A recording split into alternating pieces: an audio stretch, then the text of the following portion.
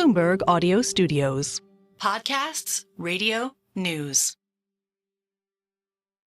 Hello and welcome to a very special crossover episode of the Money Stuff / Odd Lots podcasts. I'm Matt Levine and I write the Money Stuff column for Bloomberg Opinion. And I'm Katie Greifeld, a reporter for Bloomberg News and an anchor for Bloomberg Television. And we have two very special guests in the studio with us today, Katie. Their names are Joe Weisenthal and Tracy Alloway. Wow. This is very exciting. I like the pause to build suspense, Katie. I've been told to pause and then say names slowly for gravitas, so trying it out. It's working. It worked? Yeah, it worked. All right. We've established some gravitas.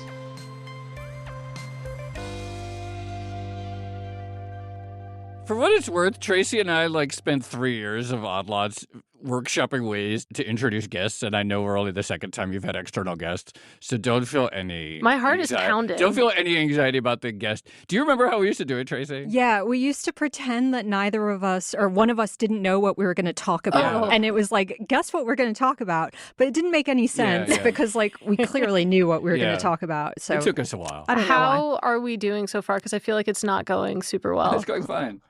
What are we going to talk about? What? Someone should make a clucking You brought noise. us here. Let's talk about chickens. You guys obviously have a lot to say. You did a 3-part series on chickens recently, which was pretty cool because I feel like this was something different for you guys. Yeah, every once in a while, we like to shake things up and do something slightly different. Last year, we actually did a 3-part series on the rollout of New York's legal marijuana market called Potlots. This one was a 3-part series about chicken, and the code name for it was Squawk Lots.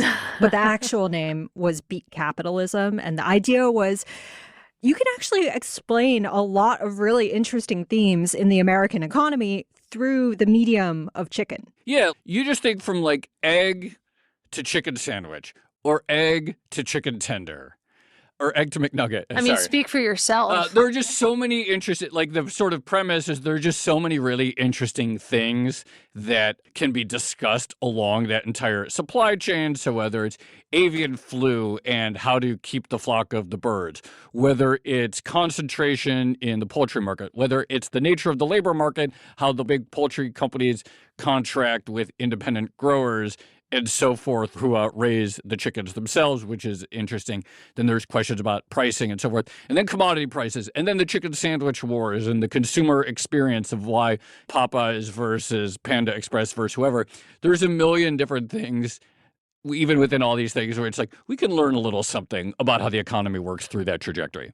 How did you decide on that? Was that you're we want to talk about chicken first, and then later you realize there are a lot of lenses? Or were you we need to talk about antitrust? What is the right lens chicken. for antitrust?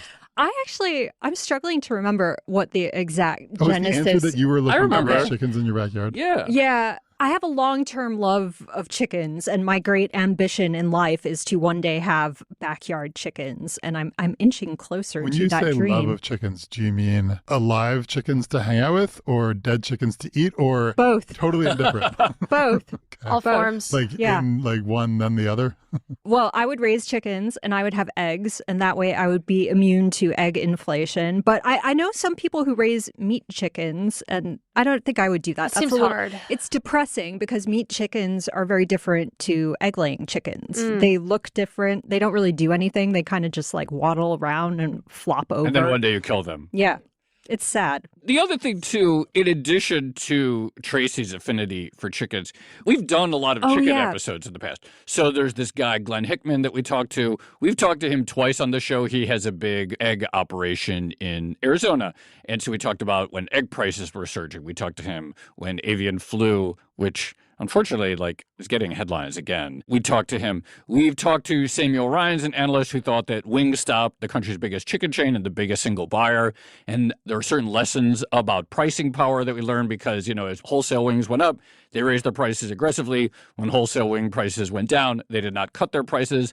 So we've done a lot of chicken related content in the past. It's why don't we put some of this together? This was the surprising thing when we were putting together, the list of people that we wanted to speak to for this series. 80% of them we had actually spoken to before. So unknowingly, we were already a chicken podcast. Wow. Yeah. It's like it found you guys. Yes. When you were putting together that list, where was Ray Dalio on the list? Wait, what does Ray Dalio say about Did chicken? you not know? No. Are you pretending to not know? No, I don't know. honestly Shoot. don't. Now I feel really dumb because there's like, Oh, does he have that huge chicken coop? No, he no, invented that's the Chicken London McNuggets. guy.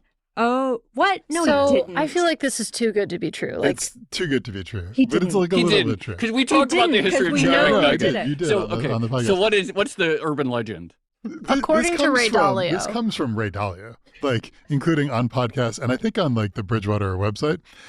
When he was working on Wall Street before he started Bridgewater, he was like doing commodities stuff. And one of his clients was McDonald's.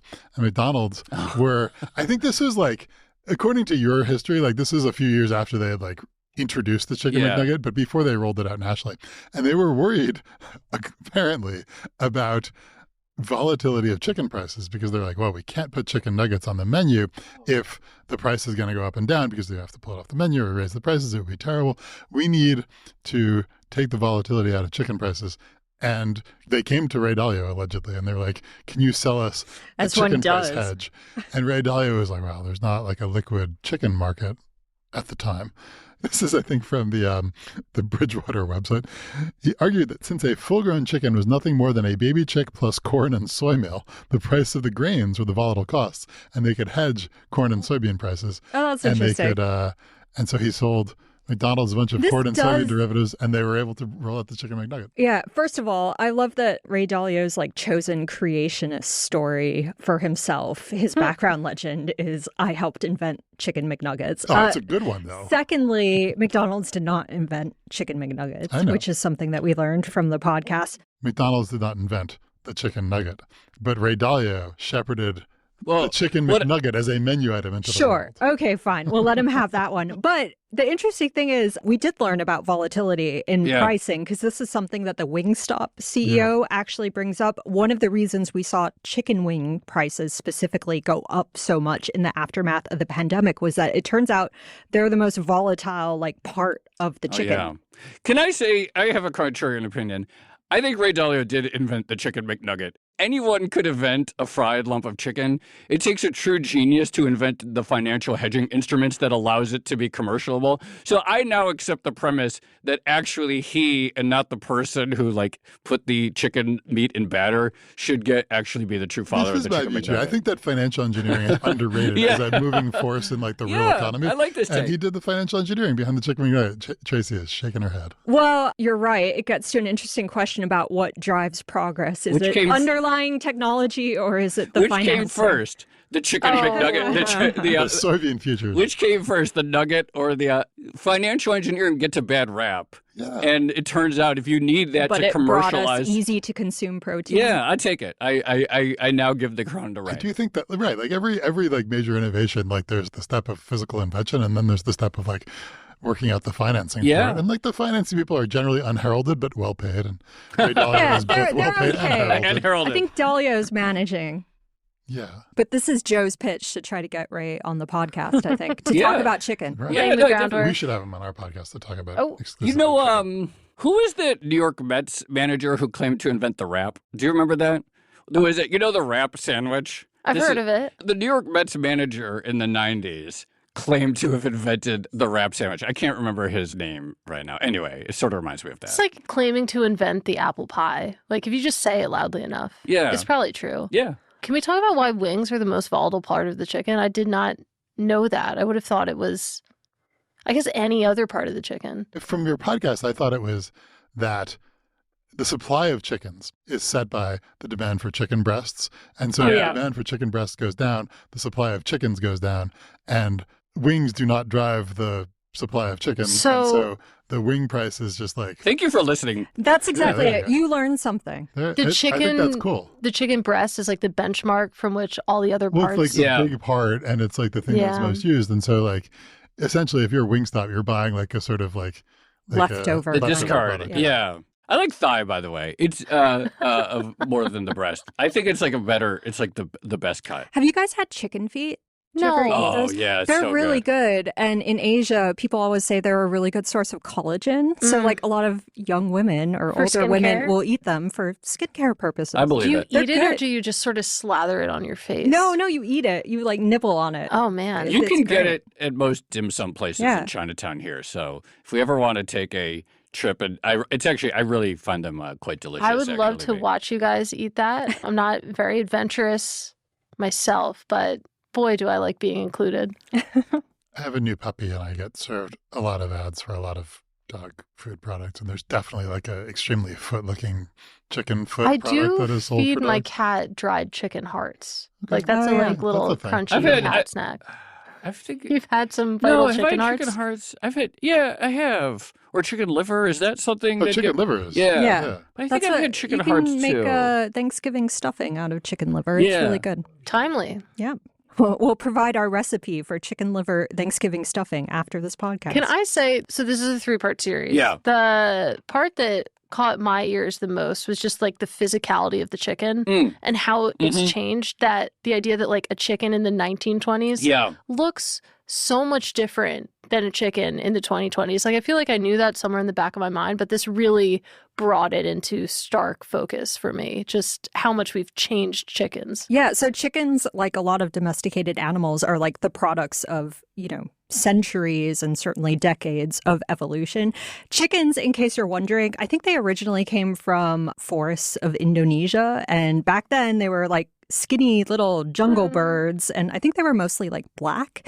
Anyway, they spread around the world. It turns out everyone loves chicken. One of the most fascinating parts of chicken history, and I don't know why I know this, but for some reason I do, is in the 1850s, there was a chicken bubble. Oh. So what happened was Queen Victoria got really into chickens, like breeding chickens, exotic chickens. And because she was the queen, a bunch of other people got into it. And it sort of became this fad where people were paying like lots and lots of money to get really exotic chickens. Were they eating them or just breeding them? No, they were just breeding them. They Just were love of pets, the game. selling them to other Love of the people. game. Yeah. The bubble eventually burst, by the way. And the really interesting... Did they eat them? Probably. But the really interesting thing is because exotic chickens became cheap, Charles Darwin started doing research with all these different chickens from around the world on evolution. So the Victorian chicken bubble indirectly influenced our understanding of evolution. This is like how the telecom bubble in 99 and 2000, and then we had the broadband Bubbles are roll, good. and then because of the bubble, Wow. then we had the evolutionary theories of Darwin. I didn't know that. This didn't come up, did it, on the podcast? No, I couldn't figure out where to Yeah. put it in. I saved it for this podcast Perfect. specifically. There's a really funny book that was written sort of contemporaneously with the 1850s, all about, it's called Hen Fever, and it's about the chicken bubble. And it has the most amazing illustrations, including it has this picture of a guy blowing a bunch of different bubbles. And some of them are like what you would expect, like the South Sea expeditions and railway stocks and things like that. But then some of them are Shanghais and Cochins, which are types of chickens. And then there's one that's labeled female novelists. So I guess in the 1850s, they thought female novelists were fad. Too many. Pipe down. By the way, that was my favorite of the three. Like, I Yeah. really like the consumer angle. Obviously, it's fun to talk about the chicken sandwich wars. It's interesting, like, the market structure and some of the antitrust questions and the power. But, like, I do think, like, one of the great sources of wealth in modern society is abundant access to fairly inexpensive protein. Yeah. And the story of the chicken getting plumper and plumper, the antibiotics that are used to keep them alive and keep them growing and Yeah. avoid sickness, the sort of feeding mechanisms and so forth that have turned the sort of scrawny bird that Tracy was talking to into a sort of very tasty bird. Like, to me, that's riveting. That's exciting. That's progress right there. Then it That did and the turn. soybean futures to make it more. Yeah, right. And the soybean futures, which of course are crucial, which we really like. That's the thing we could have done, like, because chicken is so Yeah. rich, we could have done episodes on feed futures because chicken is just so inherently connected to everything else. This could have been like a 12-part series easily, I yeah. think. I was going to say, you've got to get Ray Dalio on. But Yeah, well, Ray Dalio. Now we're in a booking war. Victorian chicken bubble, Yeah. the grain market that underpins chicken nuggets.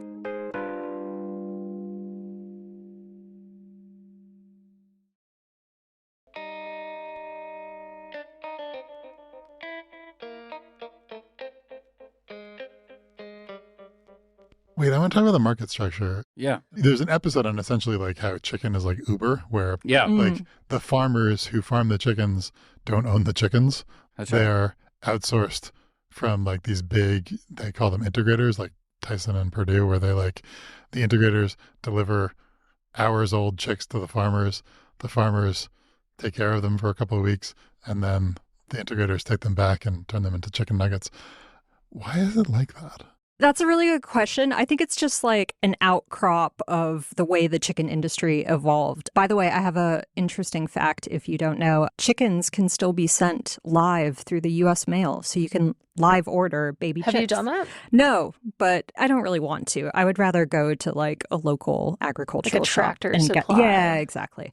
But anyway, so the way it worked is in the sort of 1920s, 1930s, we started getting these big broiler houses. So people discovered, this is actually one of Joe's favorite stories. The woman in Delaware. There was a woman in Delaware who had a great name, Cecile Longsteel. And she ordered what? She ordered 100 chickens and actually it was like 10 chicks. She ordered like 10 chicks in the mail and accidentally ordered 1,000. So she's like, all right, I guess I'm going to become a farmer. That never happens to me. No, it doesn't happen to me either. The point about Uber, and so then people get into the farming business. They're like, oh, I like the idea of farming. And yeah, it doesn't seem that bad to be a chicken farmer. But like they're extremely highly constrained. The integrators, they deliver them the chickens. They tell them the exact specifications of the barn, the temperature, the feed, how much feed, and so forth. And then they compete against each other in what's called the tournament system. Yeah, so you as the farmer are actually responsible for a lot of the capital investments that are needed to raise chickens. Meanwhile, the big integrators like a Tyson or a Purdue, they provide a lot of the inputs. So the baby chicks themselves, they'll tell you like what medicines to use, what kind of food. And so in the eyes of the farmers, they feel like they are absorbing a lot of the big risks here while not really having a lot of control over stuff that ultimately affects the end product. And then the tournament is you have this pool of farmers in an area and your pay for some period is how far above or below the average of that pool. So you're pitted against each other. You're pitted against each other. There's like a fixed pot. And then each round, you know, some people had the best chickens or the heaviest chickens or whatever it is. And some had the worst and so forth. And so it's a very constrained type of farming. If you imagine farming in Iowa in some idyllic sense, which I think some people still do, but I think we also know it's big industrial business, it's not that vision. Yeah. It's sort of like retailers like not owning their real estate. It's like weird that like the capital requirement comes from the, you know, individual small farmers and like these big companies aren't making the capital investments. It seems to be a super beneficial way of structuring their business for the big companies, right? You could see why they like it. And by the way, like asset light. Yeah, that's exactly it. And they will argue that like actually providing the initial round of chicks and the food and the medicine is like a big cost center and they are taking that on. But again, like all the farmers we spoke to had pretty similar complaints. Right. Because it's not like Uber. It's not like literally they're just like, you know, like a matching app. Like they have a lot of Yeah, that's right. That's right. But, you know, sometimes like with Uber, it's like, oh, you can like be an entrepreneur, you know, like they pitch at that. But in the end, the rules of the business are heavily constrained and it's all within the context of Uber and policy changes that Uber can make, et cetera. It's similar to that in that there is a cap on one's ability to be sort of like actually a business owner in the sense, it's like, given how constrained it is. Oh, you can be a farmer. You can like run a farm, but it's like, no, really, you're just like following their orders.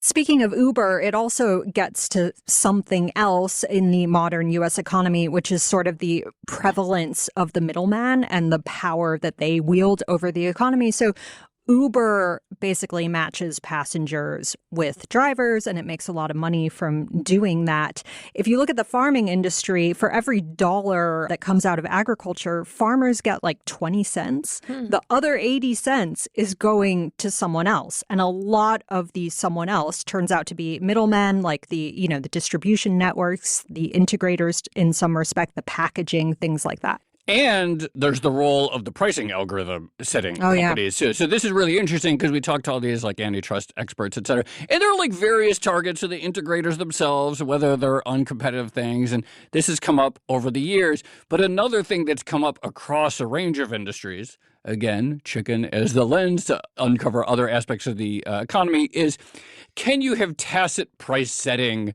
systems not via people getting in a smoke-filled room and doing nefarious things, but via a third-party pricing entity that everyone uses as some agreed-upon oracle. And people make this claim in all kinds of different industries these days. And again, I'm not a antitrust lawyer expert. I don't have a view on this, but it is certainly one area that the antitrust-focused people are like eager to sink their teeth into.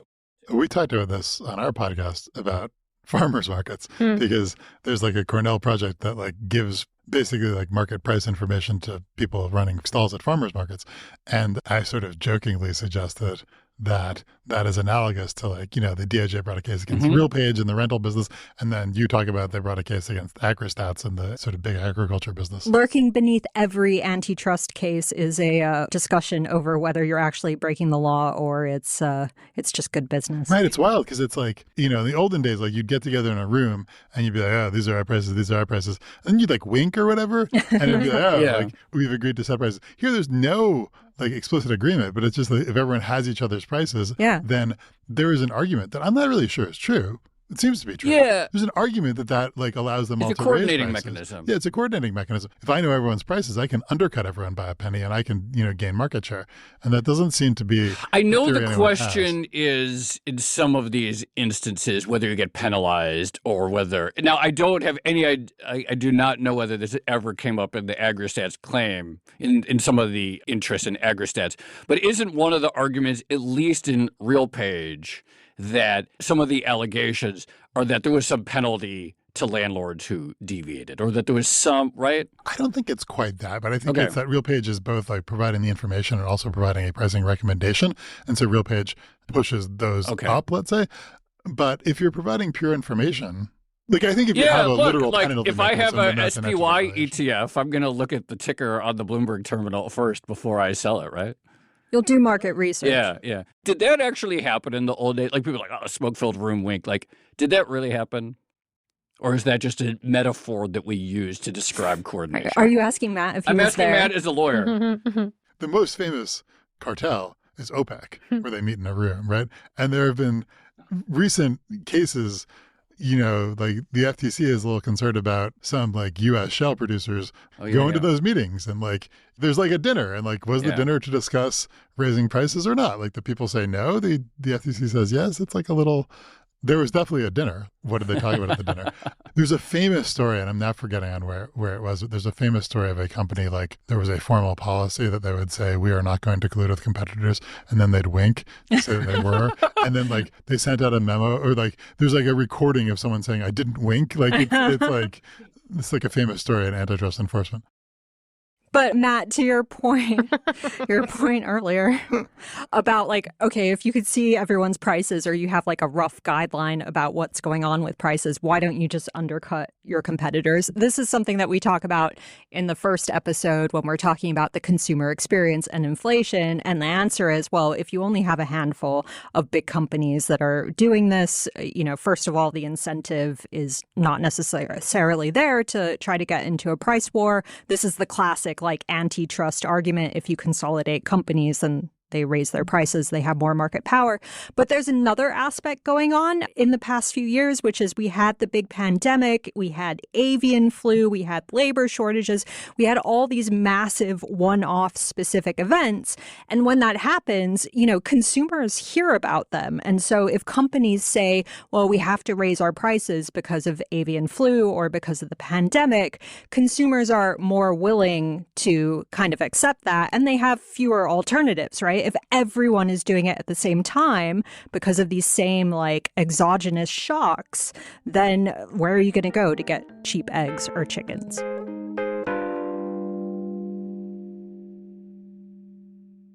Check out Beak Capitalism on the Odd Lots podcast feed, wherever you get your podcasts.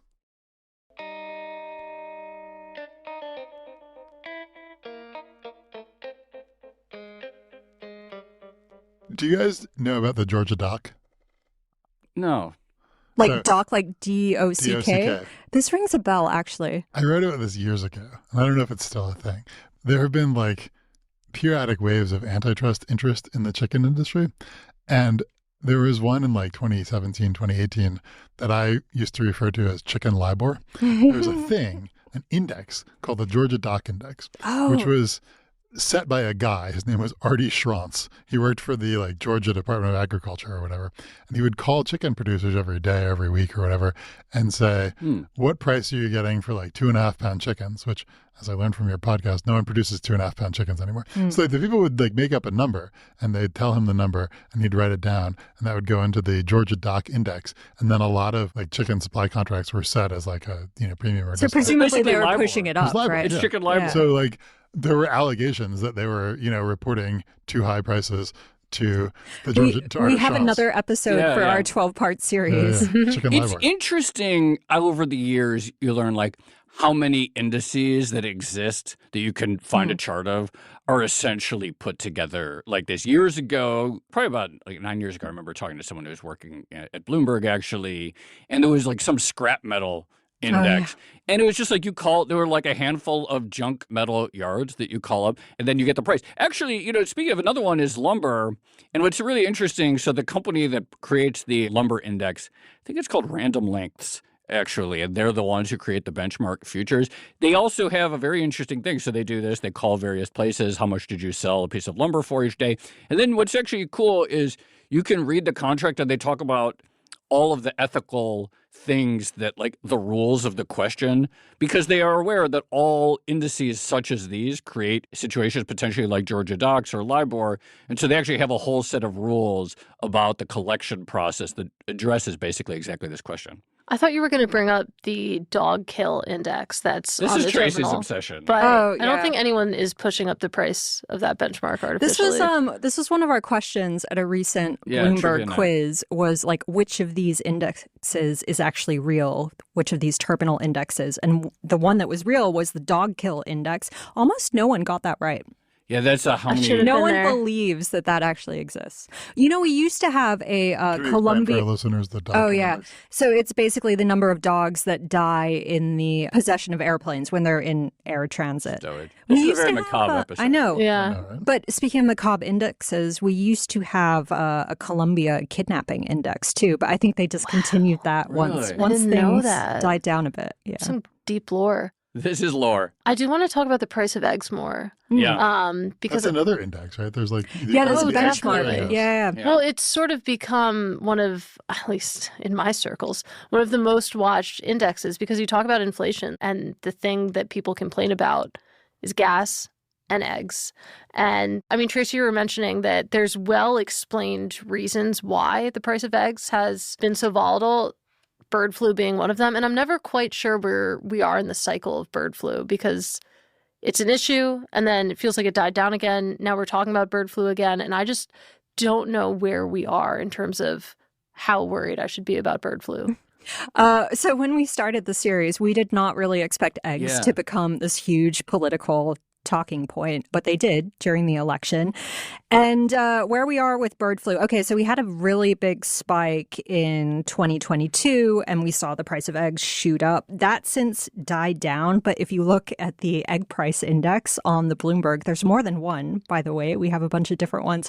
You can see they're starting to go back up again, and that's because we are getting more bird flu reported. The interesting thing is we're starting to get it in other animals too. Yeah. So, cows, pigs are the really worrying one because pigs have like a genome that is very similar to humans. And so the concern is that if it gets into pigs, it'll mutate into something that because would that be was very my bad next for humans. question. Like, at what point personally I need to be concerned about contracting bird flu in some way? When more pigs start getting bird flu and when it copy starts that. mutating. Some smart people I know are like anxious. Yeah. Yeah. We need a pig mutation index on the Bloomberg terminal. That would be really worrying. Got to get our best and brightest on Yeah. us. That's worrisome. Well, before I spiral, let's just keep it to like the chicken industry because I do wonder, I mean, how does it spread? One of the parts that was a hard listen when it came to this episode was listening to, I think it was Craig Watts describing how he had like 30,000 chickens in 20,000 square feet. It sounds like these birds are just on top of each other. So, I mean, how quickly does bird flu spread, and what does that mean for the industry? So you're right. This is one of the downsides of industrial scale chicken farming, which is you have a lot of birds and you have them in a relatively crowded space. Joe has heard me tell this story before. Not many people know that I was born in Arkansas. And so I spent time there with my grandma, and she used to take me to like chicken farms for fun or something. I don't know why. But I would walk into these like giant warehouses thinking like, oh, this is going to be fun. I'm going to play with like fluffy baby chicks and I love chickens, blah, blah, blah. And you'd walk in and you'd be like looking around and there are a lot of dead chickens. They're just like lying there. You know, they get cleaned up once a day or so, but there's a lot. So yeah, this is the issue. So you have crowded conditions. It's very difficult to segregate farm chickens from the wild bird population. Like wild birds that have avian flu can still get in. They can eat the grain, infect it that way. And so that's one reason why it's been really hard to stamp out. Speaking on this point, you know, another interesting angle here is the sort of externalities of industrial. What's his name? Austin Frerick? Yeah. One of the guys. And talk about the wastewater runoff, et cetera. And so, like I said, I am an optimist about the existence of cheap protein, and I think it's a marker of a wealthy society. But there are some interesting costs that we have to take seriously. And one of them is environmental and what it does to sort of the various water streams in some of these areas where there is a lot of industrial farming and excrement gets in the water, which is really bad, obviously. And so there are, you know, obviously bird flu itself and the potential for that to move into other animals is scary. But then there are also this sort of like slower burn issues and why in some farming communities there's been like a pushback about like how much more of this do we want and how much everyone else's cheap chicken is sort of slow degradation of the environment around it. So depressing. We've left you speechless. Is there like an artisanal chicken farming ecosystem, or is that just there must be at those well, I mean, backyard chickens would be one way of doing that. Like, if you go to a store to buy like the fanciest chicken you can find, is it still from a giant warehouse or That's actually a good question. I know of one, again, I'm slightly obsessed with chickens. I know of one like avian geneticist in the Northeast who breeds really interesting chickens, and he's sort of like on a small scale. So maybe they do exist. Well, on a slightly bigger scale, I interviewed the CEO of Vital Farms last week, and one of their advertising points is that it's like 107 square feet per chicken. So that was really interesting. He also said, I thought this was interesting too, on his most recent earnings call, our challenge right now, as always, is that I can't get the chickens to lay more eggs in the short run. So a lot of demand and not a lot of eggs. But I mean, that's interesting, again, that they're advertising on that point, that we give these chickens all this space. Are brown eggs just like better than white eggs? I feel like they don't look as nice, so I think people just assume they must be either better for the environment or healthier. Is there anything to that? Have you seen the Easter egger chickens? No. These are the ones that lay eggs in all different colors. So like blue and green and white and brown. How do you, my stupid question, how do you get them to lay? Feed them different? No, you don't, they just do it. I don't. Wow. The one thing I don't know is like whether one Easter egger produces like only green eggs, and then another Easter egger will produce like only pink ones. I thought that the bunny rabbits laid the Easter eggs. Yeah, that's right, Katie. You keep thinking that. Chickenization. I said that right. Yeah. Do other animal industries look like this? Does the pork industry look like this? What does the cow industry look like? Is it as depressing? Yeah, so this is another talking point from the podcast, which is this very, up until now, unique model of producing chickens, where the big integrators are outsourcing a lot of those big capital risks, is becoming more common in agriculture itself. So the big example, Joe brought this up earlier, would be pig farming in Iowa. And it gets to interesting questions in business about who should bear the ultimate costs of a business. We kind of talked about that earlier, but again, to Joe's point earlier, it gets to interesting questions about who should bear the environmental costs. So maybe all of America is okay with Iowa, like, being responsible for raising our pigs and having to deal with, like, manure runoff and stuff like that and spoiling its water systems, but probably Iowa is not.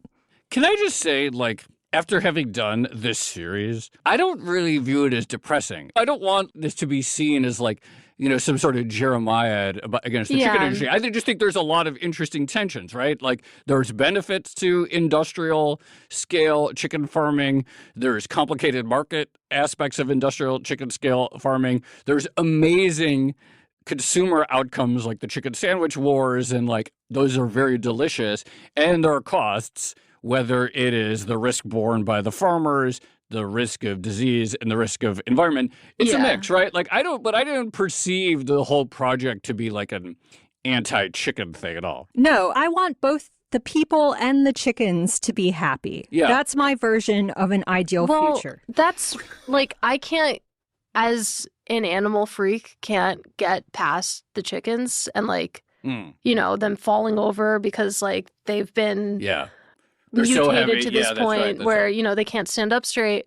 I don't know if this came up in any of your discussions, but, like, where are we on lab-grown chicken? Because another thing, we did. I agree with you that, like, cheap protein is great for a society. It's the marker of a successful society, but surely there's a way to achieve that without what's happening to these animals.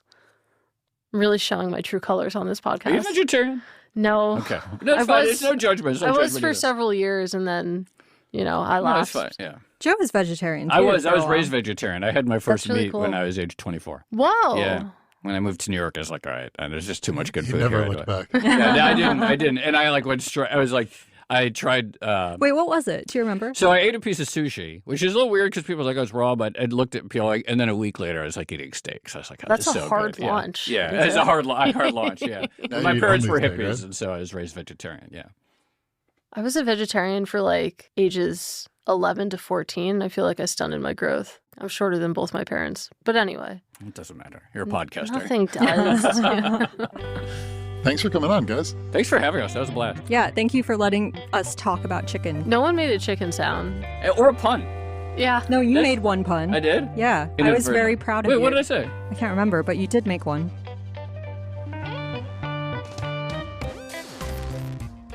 And that was the Money Stuff Podcast. I'm Matt Levine. And I'm Katie Greifeld. You can find my work by subscribing to the Money Stuff newsletter on Bloomberg.com. And you can find me on Bloomberg TV every day on Open Interest between 9 to 11 a.m. Eastern. We'd love to hear from you. You can send an email to moneypod@bloomberg.net. Ask us a question and we might answer it on air. You can also subscribe to our show wherever you're listening right now and leave us a review. It helps more people find the show. The Money Stuff Podcast is produced by Anna Mazarakis and Moses Andam. Our theme music was composed by Blake Maples. Special thanks this week to Carmen Rodriguez. Brendan Francis Noonan is our executive producer. And Sage Bauman is Bloomberg's head of podcasts. Thanks for listening to the Money Stuff Podcast. We'll be back next week with more stuff.